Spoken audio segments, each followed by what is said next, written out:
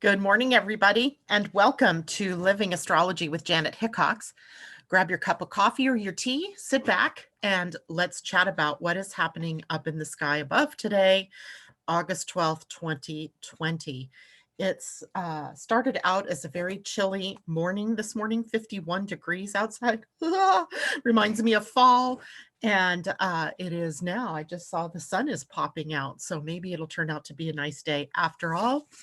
And I hope wherever you are having pleasant weather, pleasant days, and lots of hopeful opportunities coming up for you. We have quite a bit to talk about today, even though as I looked at the day, I thought, there's nothing to talk about today. That's never true, of course, with me, and you guys know that. I can usually find something, drumming up something to chat about. And of course, there is. And this morning, we start out with the moon having moved out of Taurus. And that was like at 6:47 this morning, moving into the sign of Gemini. So, of course, there's stuff to talk about, right? The moon is now in the sign of the communicator. So, we'll have plenty to talk about. As far as the moon is concerned and what it means in Gemini, although today there aren't any moon type transits or aspects happening that we need to be concerned about. That doesn't mean that there isn't anything going on, though, because in the background, we have a couple of big things. One is Mars in a square to Pluto that we're building up to. That actually is exact tomorrow. But because the nature of those two powerful planets coming together, we're feeling that energy already. We've probably started feeling it even yesterday. And Mars in Aries, a sign he rules, very powerful there. Pluto in Capricorn, not necessarily a sign he rules, but has been very powerful in transforming the landscape of our lives, the institutions that we are a part of, the governments, economies, etc. And as these two come together, they spell power, Power, in a very interesting sort of way that we'll look at. Then yesterday, we talked a little bit about the sun in conjunct to Neptune and how that was kind of draining, feeling like our energy was drained or that it was clouding things up. Well, today that becomes exact. And I cannot believe I didn't bring this up. I think I glossed over it one day about the South Node in Sagittarius in a conjunction to the Galactic Center. And that's really what I want to start with this morning, because that seems to be the biggest light bulb moment, I think, for all of us.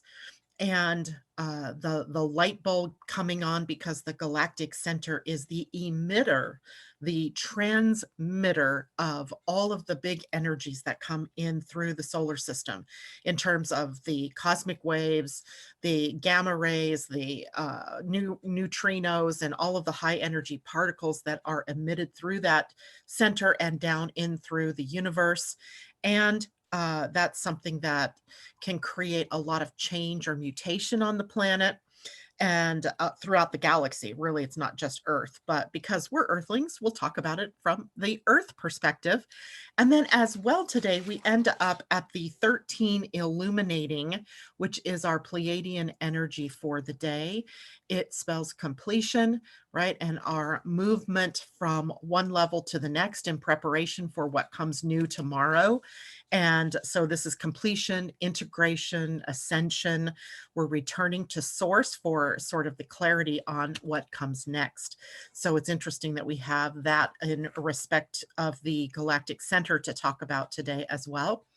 And I just took a peek to see, now, how does the Galactic Center's degree connect with the South Node right now through our astrology, but also through our human design?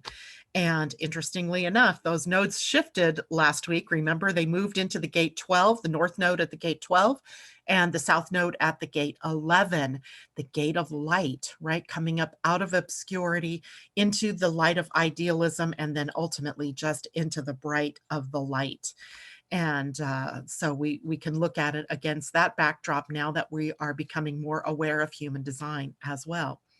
Let me take a quick check-in over here and see how everybody's doing this morning. Good morning, Debbie Tibbetts-Tumiel and Monique and J-Lo, Jennifer and Amy and Sally Bowen. Good to see you. Amanda Jeffs. Debbie Tibbetts-Tumiel, it is 100 degrees here with a humidity factor. Ugh.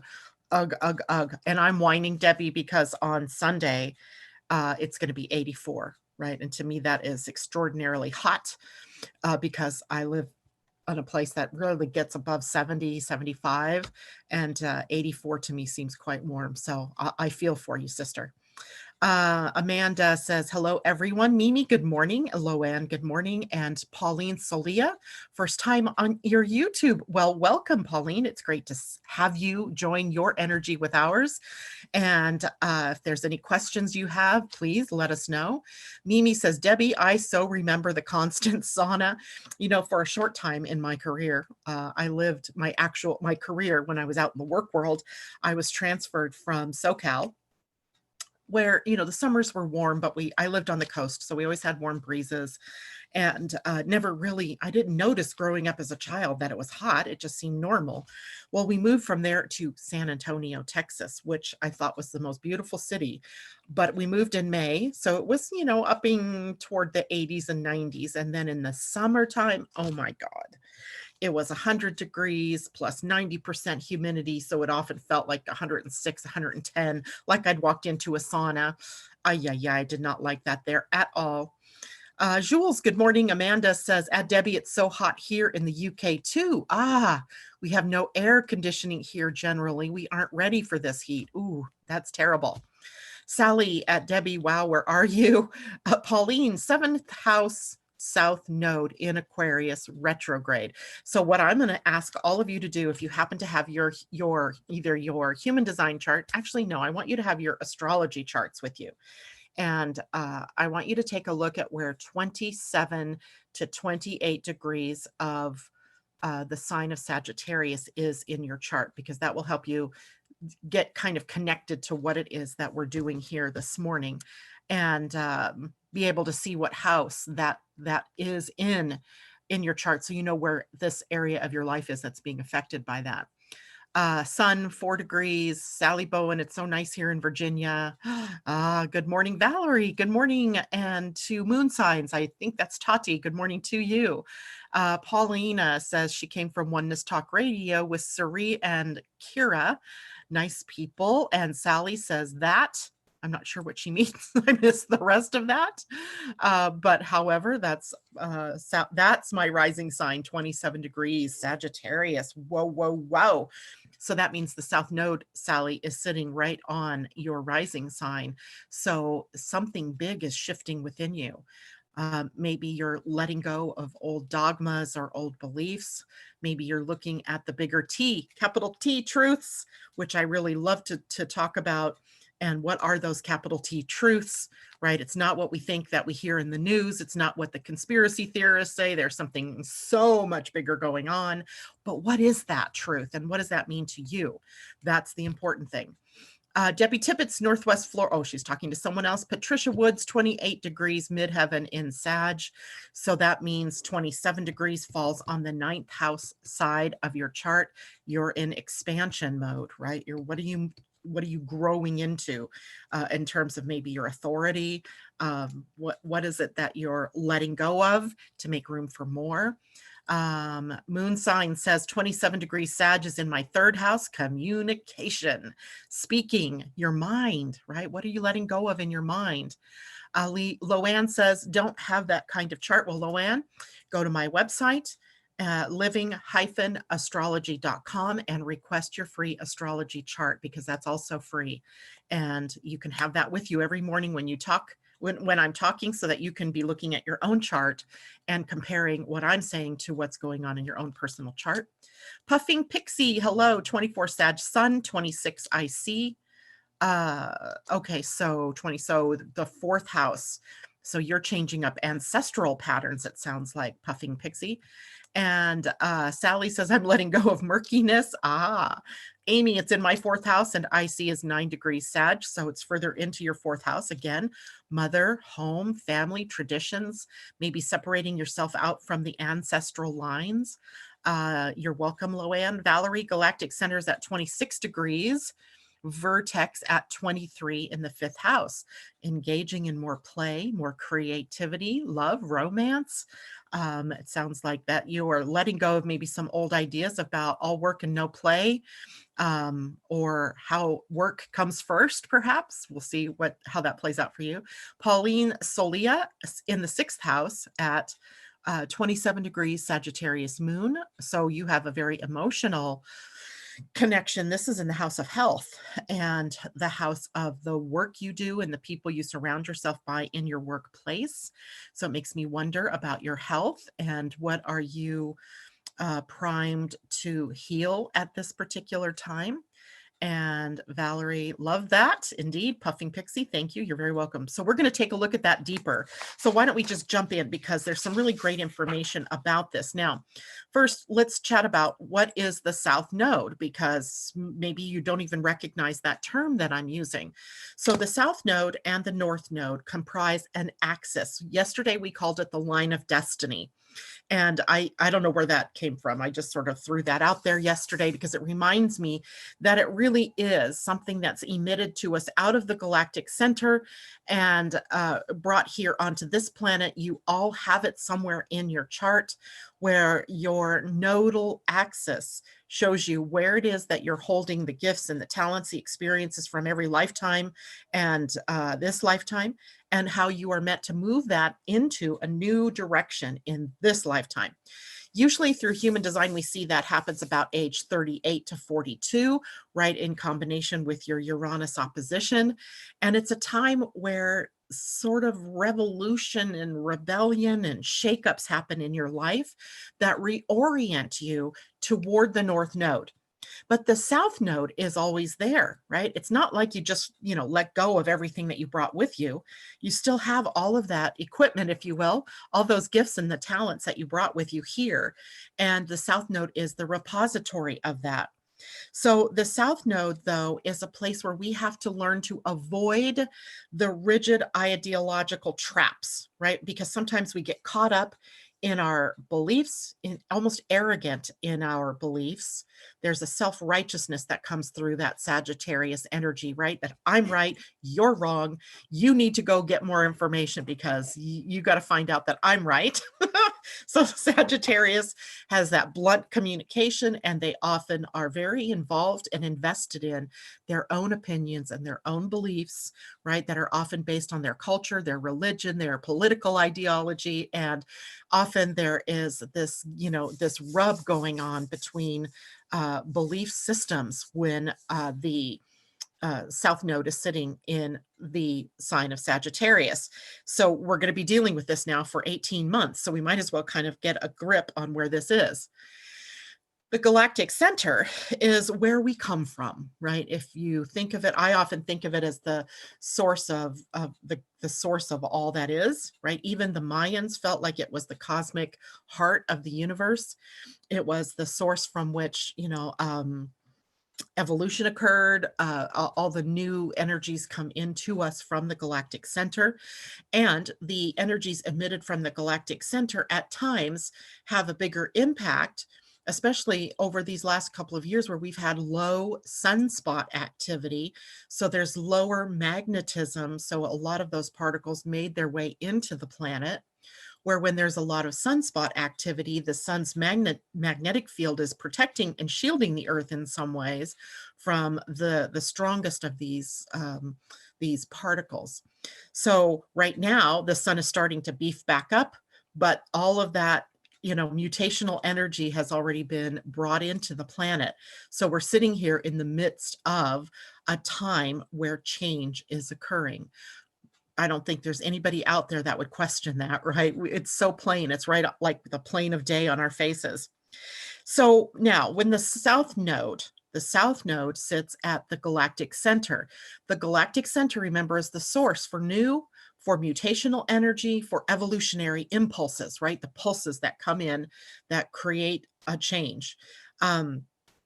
When I was learning the Mayan calendar, I was doing that on Carl Kalaman's information, and he describes the energy being emitted to the planet from the cosmic sun, or the galactic center, if you will, as wave impulses. And those wave impulses come in and they interfere They create an interference pattern that disrupts what's going on the planet in the current moment. And I mean, this is happening all over the universe, but because we live here, I'm going to use it as this particular planet. And those interference waves create change and evolution for us. They disrupt things. And you can tell our world is completely disrupted. This little tiny virus has disrupted everything, no matter where you believe it came from or what its sources or beginnings. It has been an interference pattern that has created disruption on the planet. Well, what is that disruption all about? I mean, we could look at a lot of different things, but in the meantime, the biggest challenge is to our conditioning. Now, conditioning is a word I use frequently with human design, because human design shows us quite clearly in the white spaces of the chart, your white centers, your white channels, your white gates, where it is that you're taking in whatever's available around you, magnifying that and rebroadcasting it as if it were your own energy. But it isn't your own energy, right? It's either the people from around you that you've absorbed it from, maybe your parents, maybe the institutions like education or the healthcare system, whatever it is you've been involved with, and you're taking in that, and it somehow causes you to believe that you're something that you're not. And then immediately when I do a human design reading, everybody's like, I knew that wasn't me, right? You get to see in graphic detail in a human design chart what's yours because it's colored in, it's broadcasting. But here in the South Node, what we're looking at are all the places where we have been conditioned. So I think the human design chart is very good at helping us to see that more clearly. Now, the South Node sitting at the Galactic Center has us questioning the dogmas, the fallacies, the outdated beliefs that have been on this planet.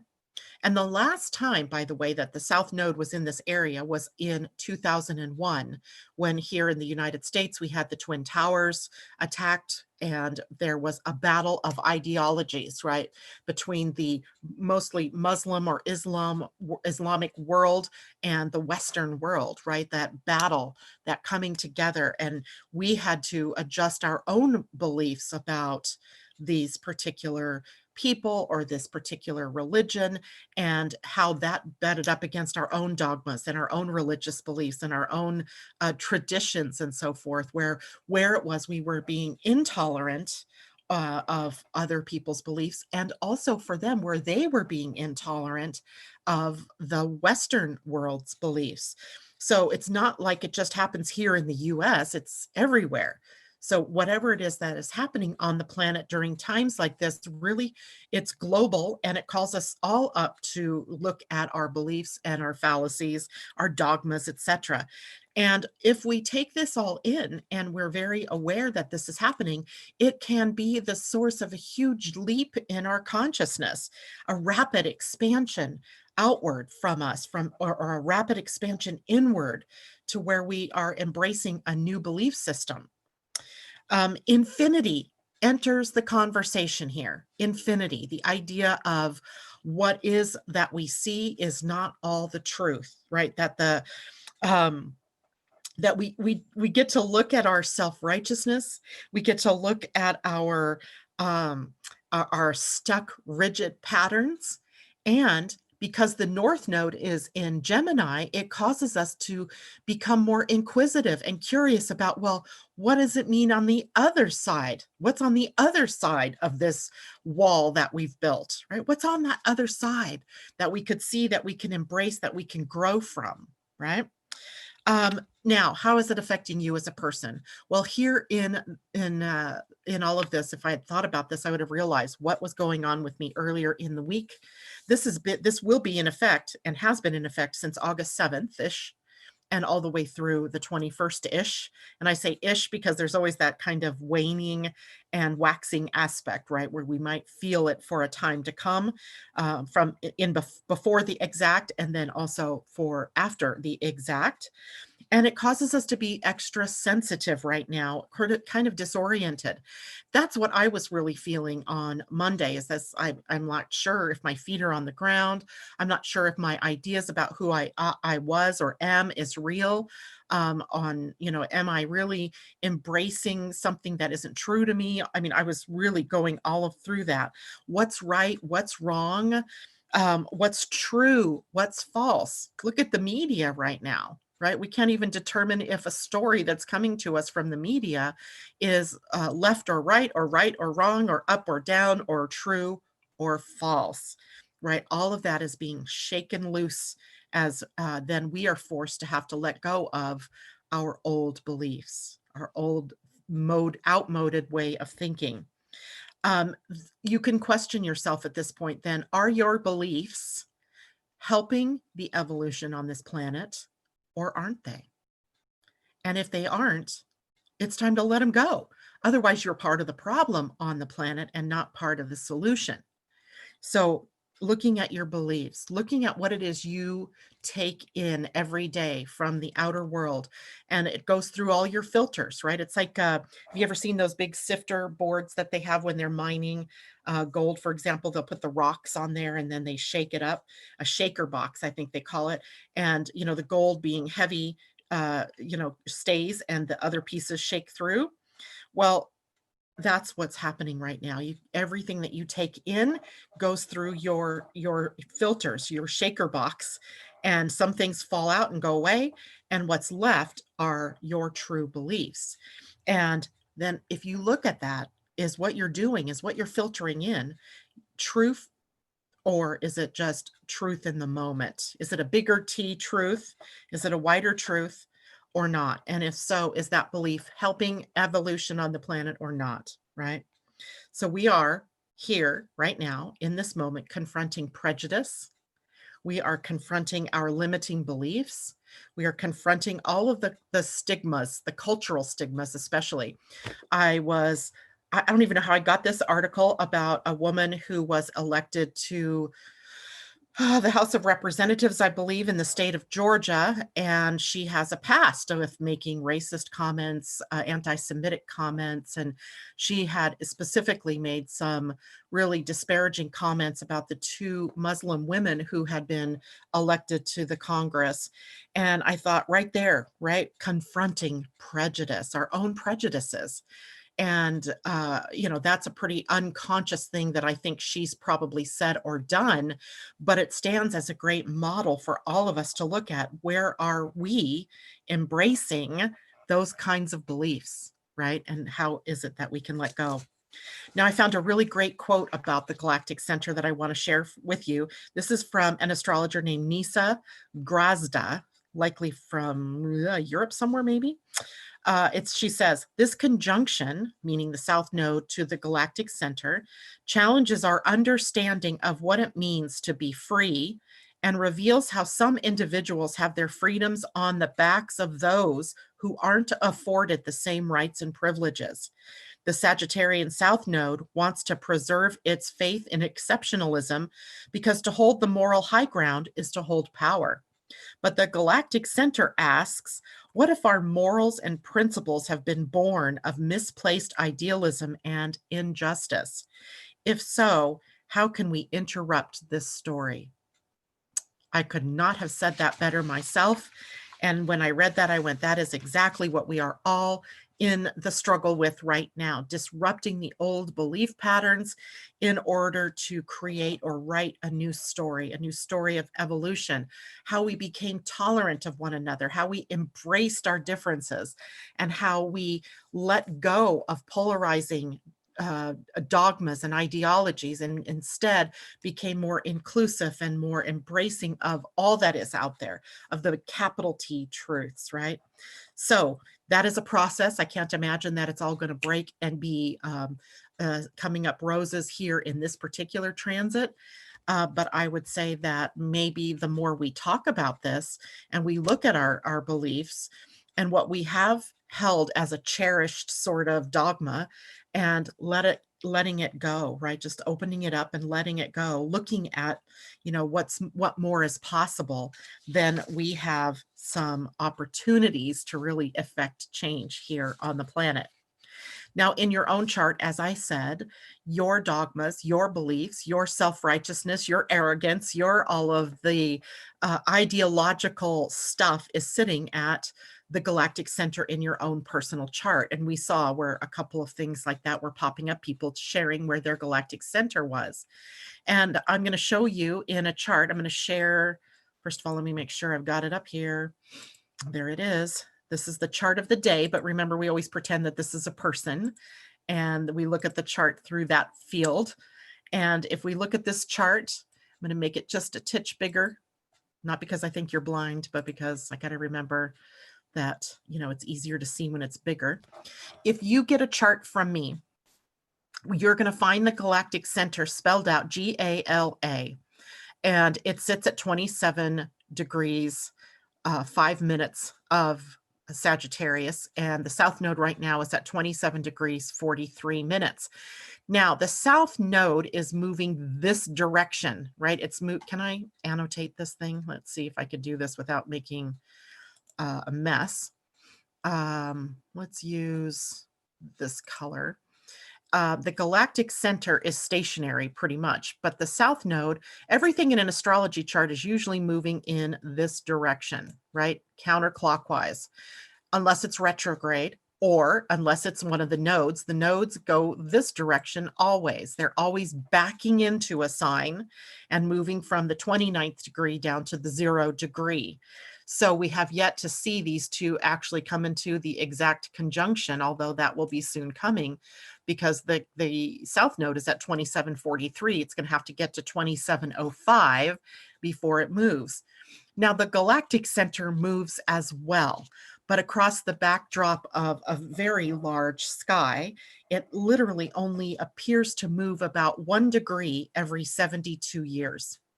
So that means in a lifetime, a typical lifetime of a human being, well, anymore we're living beyond that, but let's just say for the sake of argument here, it's only going to move 1 degree in an entire lifetime, maybe a little more based on how old you are when you pass on. So it stays pretty static. So it's not like you have to worry about it transiting and moving on and getting out of your 5th house, 6th house, unless that's the degree of the changeover, as it was somebody's chart had that degree right at her ascendant. So, of course, that means it's moving further into her 1st house. And I don't remember who that was, Sally maybe, or whatever. So if we look here, then the galactic center in this particular chart, if it were a person, we see that it's in the 3rd house.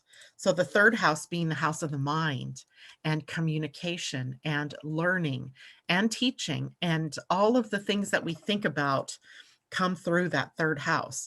So here we have maybe someone whose thoughts have been, if this were a person, remember this is just the chart of the day, but if this were a person, this person may have some very stringent thoughts, right? They find themselves in a rigid pattern of thinking, and that they're being asked to upset that thinking pattern right now.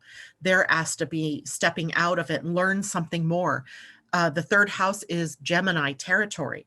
And that means this person would be being asked to follow some new lines of curiosity, new ideas, new innovative thinking, right? They're being asked to step out of any of those places where they've rigidly held on to some kind of thought pattern, and then examining their life even, and their relative success or failure as they perceive it in their life through the lens of what are my thoughts based on? What are my thoughts focused on?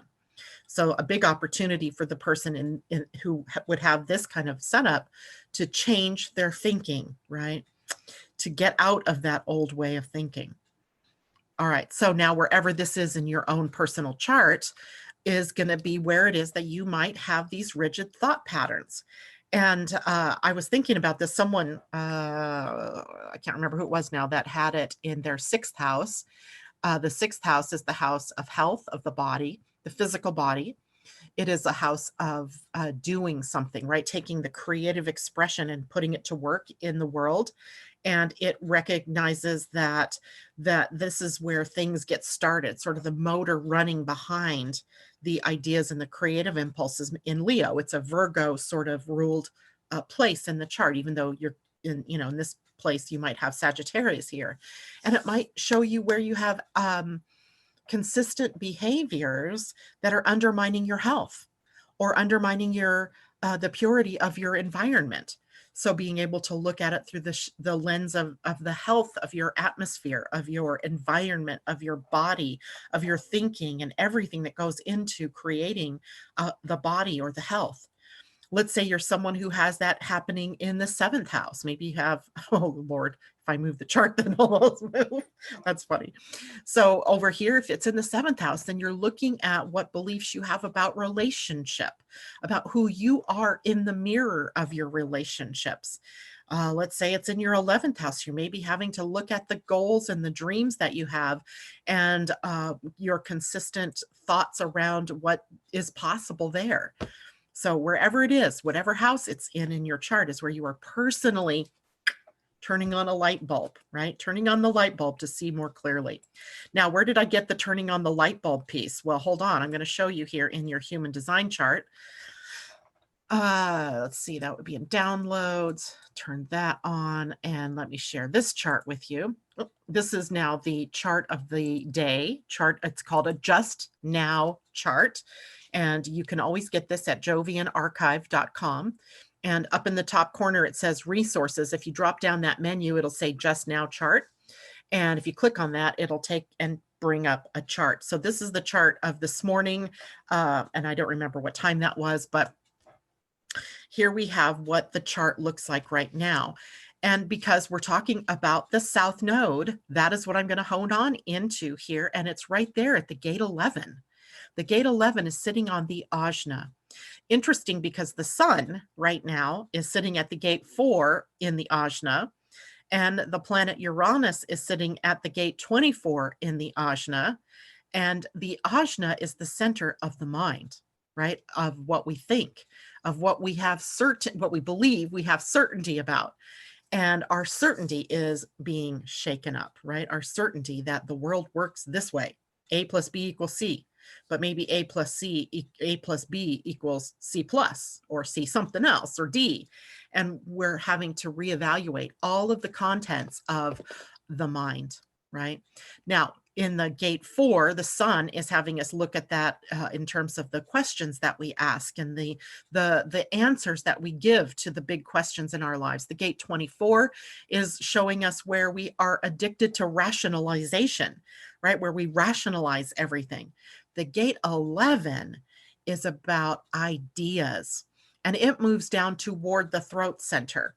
And the throat center is the gearbox in your human design. For those of you who are not familiar with human design, every center has an energy associated with it. The head center is about ideas and inspiration that come in from outside of us. And then the Ajna takes that energy in and it calculates, it has memory, it compares and contrasts, it analyzes, and then it has a theme, and that theme is certainty. And if it is defined in your natal chart, you have certainty about your beliefs. You could even say that you have fundamental beliefs that are yours, that you broadcast, right? And these are probably the people who are having the most upset in the moment because the contents of their beliefs are being upside down for them, turned upside down. The people that have this natally open are probably not so sure about beliefs. They're more open-minded, if you will. And I'm not saying that, that a defined Ajna is a closed mind. I'm just saying that persons with an open center here have taken a whole lot of different beliefs and a whole lot of different things, and they hold on to some and they don't hold on to everything. But now suddenly it's defined for them, and now you are open and available to look at the contents of your own belief systems as well. Now, when we look at them through the gate 11, what we're seeing is light. What we're seeing is allowing in the gene keys, what we talk about is allowing more and more light to transduce into the DNA, that the DNA, our very DNA, is the transducer of light.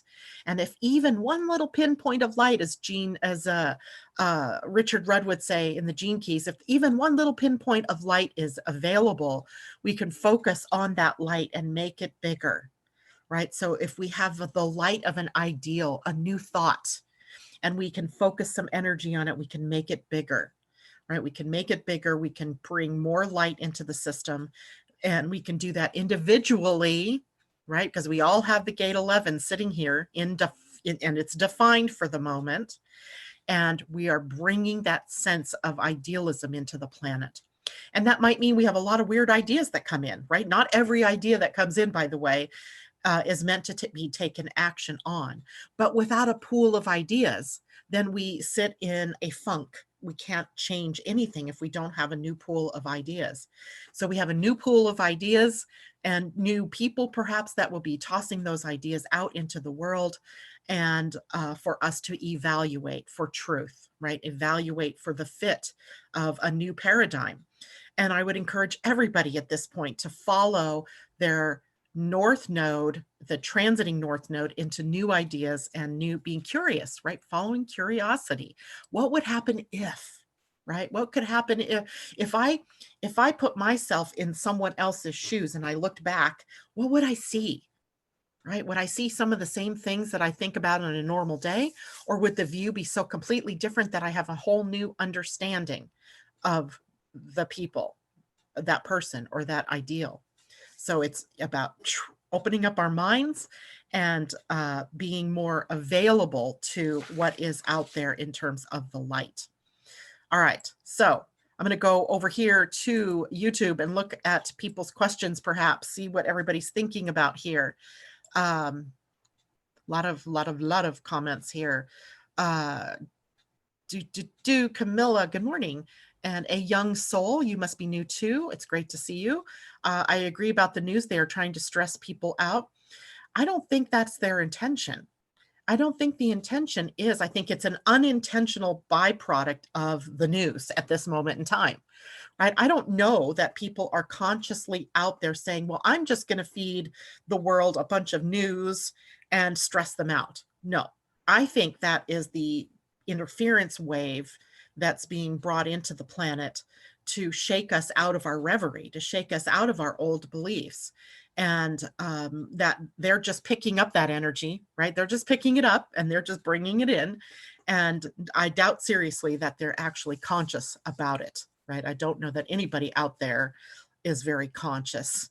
And that's where our greatest opportunity is right now, is to bring more consciousness in, to be more purposeful in what it is that we're doing and what it is that we're thinking, and what we allow in, to our being. Camilla says, a bit late today, but I'm glad I made it. We're glad to see you too. Let's see what else going on here. Hello, Rueda. J-Lo says, woohoo, my next life, I will make sure I come to see them connect in exact connected position. Okay. J-Lo, I just dig myself in some weird issues. I have a full 11th and 12th house. Yes, you do. So do I, right? The 11th and no, I don't have anything in the 11th, my 12th house, Sun and Mercury. And Kimberly, good morning. And I don't see any other questions here unless I'm missing them. Amanda, the Galactic Center is 26 Sag in the 8th house. North Node is 29 Sag in the 8th house. So is that by transit for you right now, or is that where you have it in your natal chart? Because if so, that 8th house is a very powerful house of transforming, right? Of death and rebirth, and of really shaking up. I think you might be addressing a lot of past life things in this particular lifetime as well, Amanda. So maybe a more difficult place for some people, but with your own, was it your North Node there? Yeah, that you are specifically geared to bring in a transformation of sorts to the planet. Augustina, good morning to you. And okay, so Jennifer Peachy says 28 degrees Sag in first house. So is that so everybody here should have between 26 and 28 degree a galactic center based on, the people that are on the planet right now. So wherever that is in your chart is likely where you have your own galactic center. That is where the South Node is transiting through. If that is in your first house, then Jennifer, you're undergoing a personal transformation. So personally, you're almost in a way of being the model of what change is coming to the planet. So whatever inner changes are going on with you are the inner changes the planet's making. Whatever outer changes are going on with you are also the planet making those same changes. You're sort of the mirror of that. Okay, so much, right? So much stuff there. And Andy girl, good morning. Andrea, right? Just we'll go with Andy because then I don't have to butcher your name. But welcome. It's good to see you out there. So now let's go on to another thing that's happening today, and that is the Mars square Pluto aspect. Remember, we knew August, September, October, November, we are going to be dealing with a lot of Mars energy as Mars moves into his retrograde zone. So right now he's in the zone of his retrograde. He turns retrograde September 9th. So he's slowing down now to get to that phase. And he is sitting at the gate 42, I believe, today. And let me check for sure because I just said that. And now I'm pretty sure he's sitting there. Yes, he is gate 42. He is bringing something into completion. And he is in an obstacle sort of relationship right now with the planet Pluto. So Mars is in Aries and Pluto is in Capricorn. So this will be exact tomorrow, but this may be taking place right now where arguments, conflicts, power struggles are being triggered for all of us.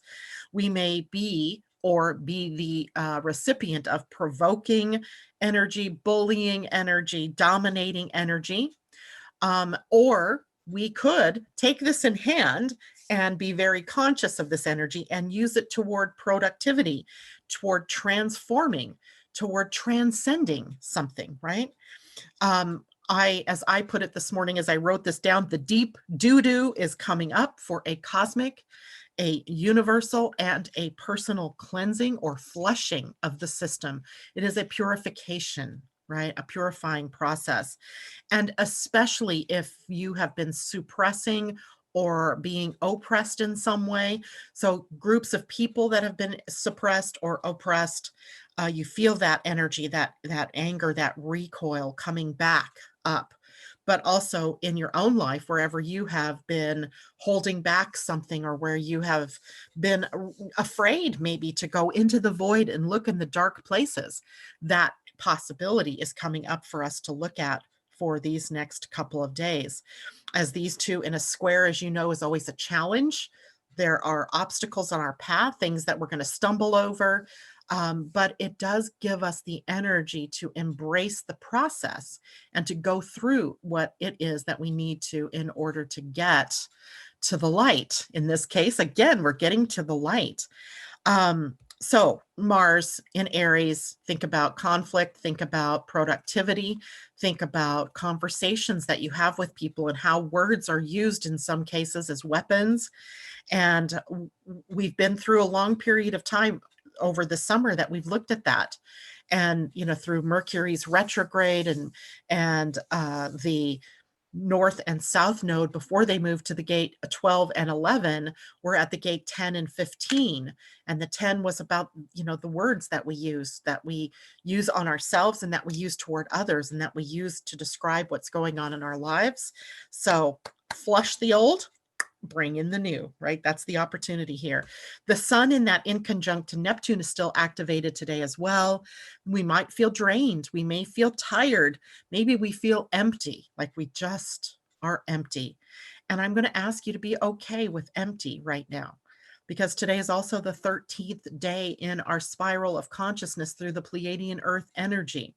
So if you're feeling out of sorts or not quite feeling yourself, go within. Go to that void, sit on the void, sit in the void, not on your pity potty, but sit in the void, in the place of nothing, no thing, right?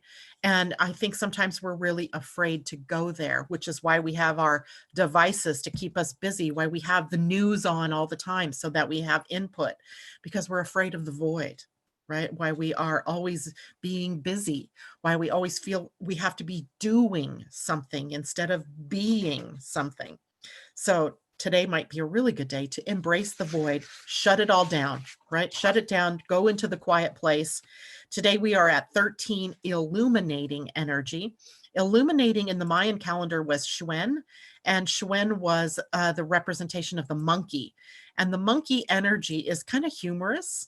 It kind of is a place where we can make fun of ourselves, where we can laugh, where we can, that there's the magic of humor, the healing power of laughter. And completion, integration, and ascension is what it's all about today as we've come to the end of the 13-day week that began with one catalyzing. So if you go back to, what was the date? That date, one catalyzing was, got to go way back. That was July 31st. July 31st was one catalyzing energy. So you go back to that day, discover what was catalyzed for you in that moment. What started? Catalyzing energy is like the fire, the flame, the lighter to light the flame. What was lit for you at that point in time?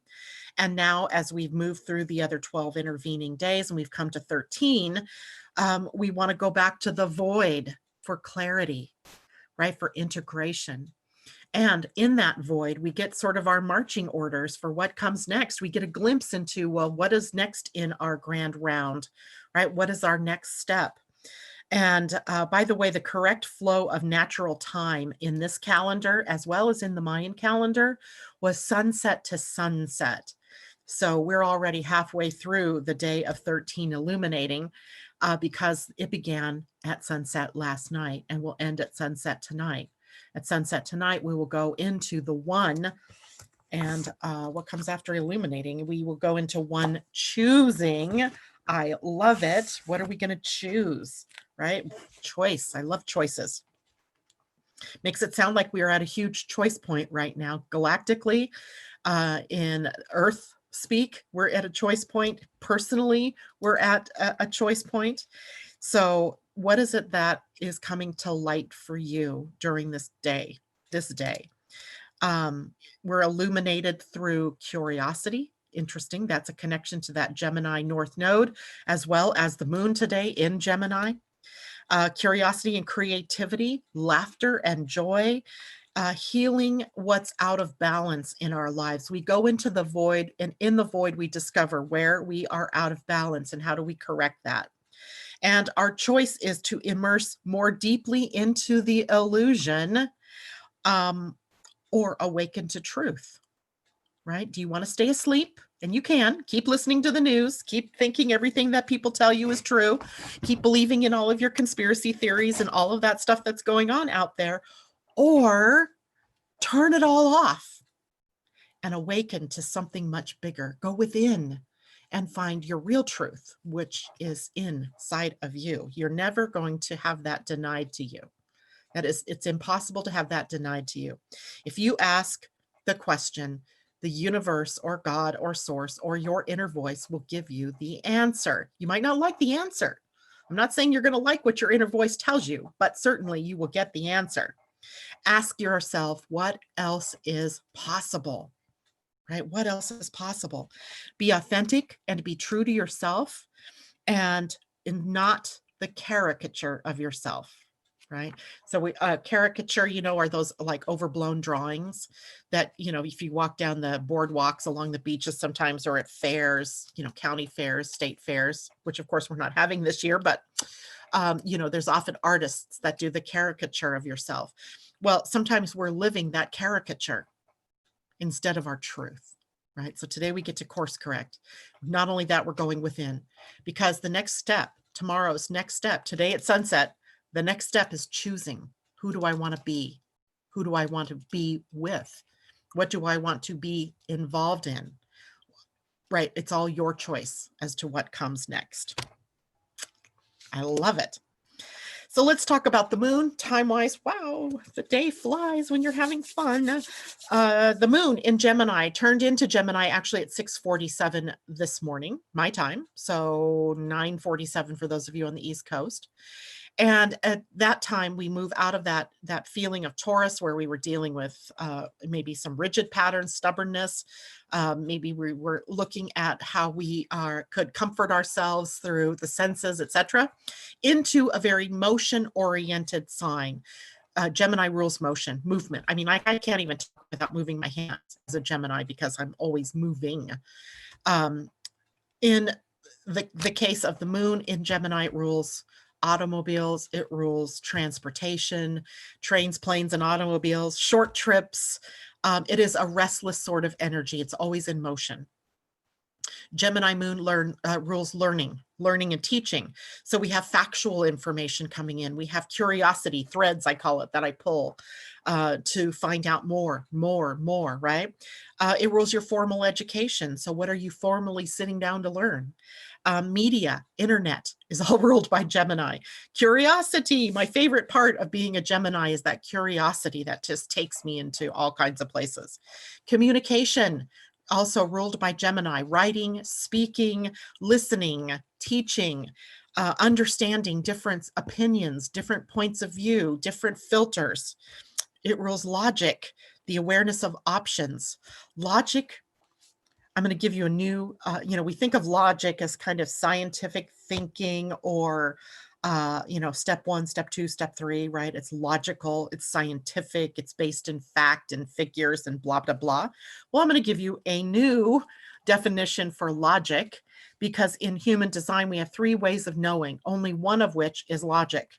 And in logic, what we say is that we see a pattern and we can predict an outcome based on a pattern. So logic is really the ability to predict the future based on a pattern that is repeating, right? So we see that the moon or that the sun rises in the east and it sets in the west. We can predict then that that is a pattern, right? We've seen it over time. And that's kind of logic, right? A logic based in fact, based in something we can see. But there's also the kind of logic that predicts a pattern and then the pattern gets disrupted for some reason. Now, I'm not saying that the sun is going to suddenly rise in the west and set in the east, but we can disrupt and design understanding or knowingness. I don't know how I know what I know, I just know. And the other way of knowing is intuition. So here, right, this is a mind that is looking logically at things, clever, ingenuity, being variable and having a variety of ideas and so forth. Social skills also come in to Gemini energy through acceptance, quick thinking, wittiness, being sociable, having humor.